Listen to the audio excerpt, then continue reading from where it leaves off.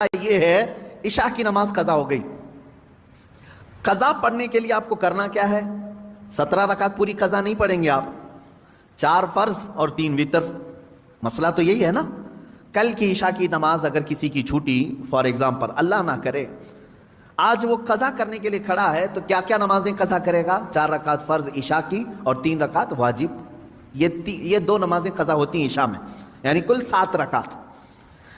وتر کی نماز جب پڑھتے ہیں تو آپ کو یہ بھی معلوم ہے تیسری رکعت میں کیا کرنا رہتا ہے؟ دعائے قنوت.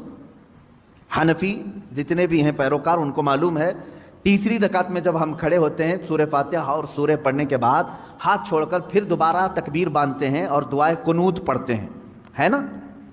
آج بھی عشاء کی نماز پڑھیں آپ تو پڑھے ہوں گے نا دعائے قنوت. 3 واجب الوتر کی جو نماز ہے اس کی آخری رکعت میں دعائے قنوت پڑھا جاتا ہے.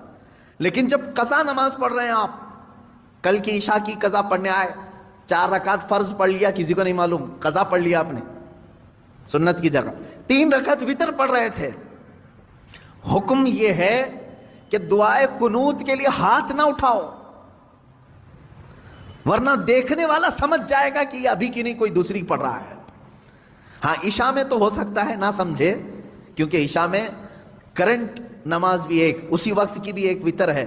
ظہر کے وقت اگر کوئی عشاء کی قضا کر رہا تھا تو ظاہر سی بات ہے تیسری رکعت میں جب وہ کھڑا ہو کر کے ہاتھ اٹھائے گا تو جو دیکھے گا وہ سمجھ جائے گا کہ یہ وتر ظہر میں کیوں پڑھ رہا ہے، وتر ظہر میں کیوں پڑھ رہا ہے. تو گویا کہ تم نے سب کو اپنے گناہ کا گواہ بنایا. کل کی تمہاری کچھ چھوٹی تھی وہ آج آ کر پڑھ رہے ہو. گناہ کا گواہ نہ بناؤ کسی کو.